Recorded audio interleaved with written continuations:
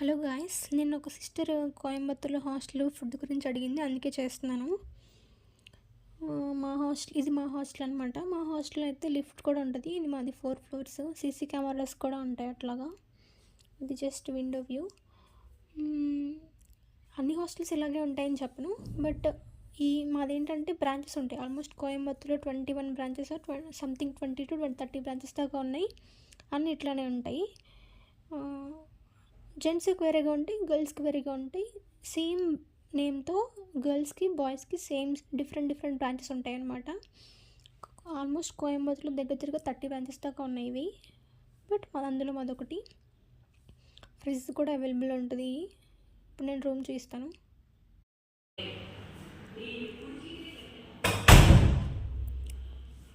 లోపలికి వస్తే ఇట్లా ఉంటుంది. ఇది 2 BHK రూమ్ అనమాట. అదేమో 6 షేరింగ్, ఇదేమో 4 షేరింగ్. 6 షేరింగ్లో ఎవరు లేరు, అది చూపిస్తాను నేను ఇప్పుడు. రూము 4 షేరింగ్లో ఒక అమ్మాయి ఉంది, పడుకుంది తను. నార్మల్గా ఫ్యాన్, స్విచ్, లైట్లు అన్నీ అలానే ఉంటాయి. దాని తర్వాత ఇవి 2 సోఫాలు అనమాట, మామూలుగా మేము కూర్చోవడానికి. ఇది టీవీ ఉంటుంది, బట్ తెలుగు ఛానల్స్ ఏం రావు. అంటే మనం మూవీస్ చూడడానికి అయితే కుదరదు, కానీ ఎన్టీవీ, టీవీ9, దూరదర్శన్, సప్తగిరి ఇలాంటి ఛానల్స్ వస్తాయి అన్నమాట. ఇది మా బాల్కనీ, బాగుంటుంది. మార్నింగ్ మనం ఇక్కడికి వచ్చి చూస్తే కనుక చాలా బాగుంటుంది. పక్షుల సౌండ్లు వినిపిస్తూ ఉంటాయి, నెమళ్ళు వస్తాయి, నెమళ్ళు వచ్చి హాయ్ చెప్తాయి. దాని తర్వాత ఉడతలు, పిచ్చుకలు, చిలుకలు, చాలా బర్డ్స్ వస్తాయి అన్నమాట. వ్యూ కూడా చాలా బాగుంటుంది. ఇక్కడ కొండలు కనిపిస్తాయి, మరి మీకు కనిపిస్తున్నాయి అనేది నాకు తెలీదు. అటు సైడ్ కొండలు ఉంటాయి, ఇటు సైడ్ ఐటీ పార్క్ ఉంటుంది. అక్కడ దగ్గరలో ఐటీ పార్క్ ఉంటుంది.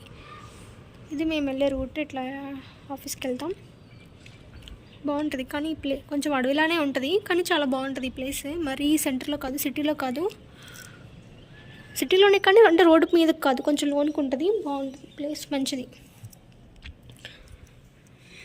అంటే ట్రాఫిక్ అట్లా ఏమి ఉండదు అనమాట. మేము లోపలికి ఉంటాం కాబట్టి మాకు మంచిగా నిద్రపోవడానికి ఎటువంటి డిస్టర్బెన్స్ ఉండదు, సౌండ్స్ అలాగా. ఇది జస్ట్ ఇది నార్మల్గా అయితే కిచెన్ అనమాట, బట్ మేము ఏం కుక్ చేసుకోకూడదు కాబట్టి జస్ట్ స్టోర్ రూమ్ లాగా అంత లగేజ్ పెట్టుకుంటాం అంతే. చూసారా, నేను ఫ్రూట్స్ కొన్నాను కానీ ఫ్రూట్స్ తినలేదు. మనందరం అంతే కదా, ఆ ఫ్రూట్స్ కొంటాం కానీ తినము. ఇది విండో, జస్ట్ విండో వ్యూ. ఇది కూడా బాగుంటుంది. ఎర్లీ మార్నింగ్ విండోస్ ఓపెన్ చేస్తాం, నైట్ క్లోజ్ చేసేసుకుంటాం. బాగుంటుంది. ఈ రోడ్డు ఈ మధ్య వేశారు, అంతకుముందు గతులుగా పిచ్చి ఉండేది.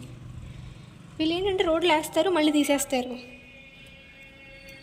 అలా చాలాసార్లు చూశాను. ఇది మా రూము, ఆ మిర్రర్లో కనిపించేది నేను. అది డ్రెస్సింగ్ టేబుల్, ఇదంతా రూము. అక్కడ కూర్చోడానికి బాగుంటుంది. ఒక 10 మంది దాకా ఉండొచ్చు నార్మల్. ఇది 6 షేరింగ్. ఇక్కడ 6 షేరింగ్, 4 షేరింగ్ 2 ఉంటాయి. 4 షేరింగ్లో ఒక అమ్మాయి ఉంది. ఇక్కడ నేను ఒక్కదాన్నే ఉన్నాను. ఇది అసలు ఖాళీగానే ఉంది మొత్తం. బంకర్ బెడ్స్ అంటారు వీటిని. ఇక్కడ అన్ని నేను మామూలుగా కోయంబత్తూర్ వచ్చాక అన్ని బంకర్ బెడ్సే చూశాను. బంకర్ బెడ్స్ అంటే కింద ఒక బెడ్, పైన ఒక బెడ్ అట్లా ఉంటుంది. రూమ్ చాలా క్లీన్ ఉంటుంది. ఇంత విశాలమైన రూమ్స్ నేను విజయవాడలో ఎప్పుడు చూడలేదు. వాష్రూమ్ కూడా చాలా క్లీన్ ఉంటుంది, గీజర్ ఉంటుంది. కాకపోతే ఇక్కడ రిస్ట్రిక్షన్స్ కూడా అట్లానే ఉంటాయి. చెప్పులు మనం బయటే విడవాలి. దెన్ ఫ్యాన్లు, లైట్లు ఎప్పటికప్పుడు మనం ఆఫ్ చేసుకుంటూ ఉండాలి. అంటే అన్నీ మంచి రూల్సే పెడతారనమాట. మనకి ఇప్పుడు ఏదైనా పాటించకపోయినా వార్డెన్ వచ్చి చెక్ చేస్తూ ఉంటుంది. వార్డెన్స్ ఉంటారు, ప్రతి రూమ్కి వచ్చి చెక్ చేస్తూ ఉంటారనమాట. మార్నింగ్, ఈవినింగ్, నైట్ అట్లా వచ్చి ఎప్పుడొకప్పుడు. ఒకసారి అయితే రీసెంట్గా నైట్ మిడ్నైట్ 12 o'clock వచ్చి రూమ్స్ చెక్ చేశారనమాట. రూమ్స్ ఏ రూమ్స్లో అయితే లైట్లు వేసి ఉన్నాయో, అంటే లైట్లు ఏ లైట్ అయితే ఉందో ఆ లైట్ తీసుకెళ్ళిపోయారు వాళ్ళు. చాలా ఫన్నీగా అనిపించింది నాకైతే. మా రూమ్లో అయితే అప్పుడు డ్రెస్సింగ్ టేబుల్ దగ్గర ఈ లైట్ ఉందనమాట, ఆ లైట్ తీసుకెళ్ళిపోయారు వాళ్ళే. తర్వాత మేము వార్డెన్ అడిగితే ఇక ఇవ్వము ఆ లైట్ అని చెప్పింది. అంటే ఆల్మోస్ట్ అందరి రూమ్లో ఆ డ్రెస్సింగ్ టేబుల్ దగ్గర ఉన్న లైటే ఆన్ చేసి ఉందంట. అందుకని చెప్పి వాళ్ళు ఆ లైట్ తీసుకెళ్ళిపోయారు. బట్ స్టిల్ మంచి రూల్స్.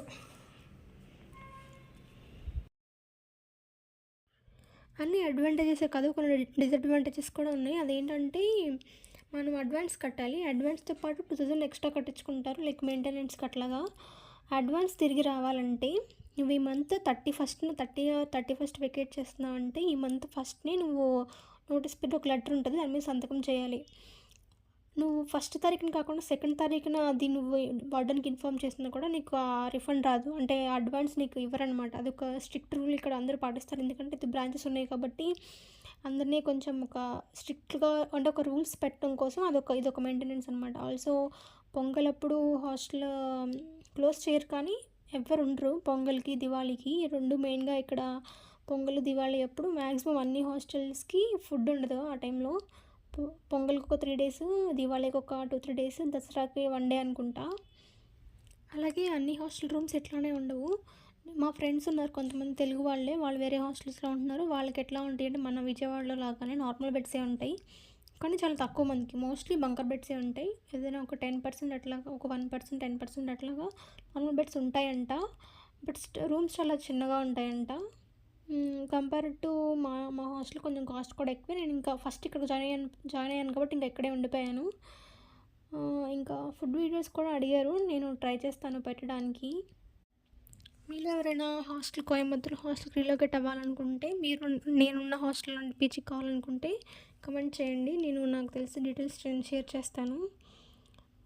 ఇంకా ఇంతే. ఫుడ్ వీడియోస్ ట్రై చేస్తాను. Bye bye, Tata.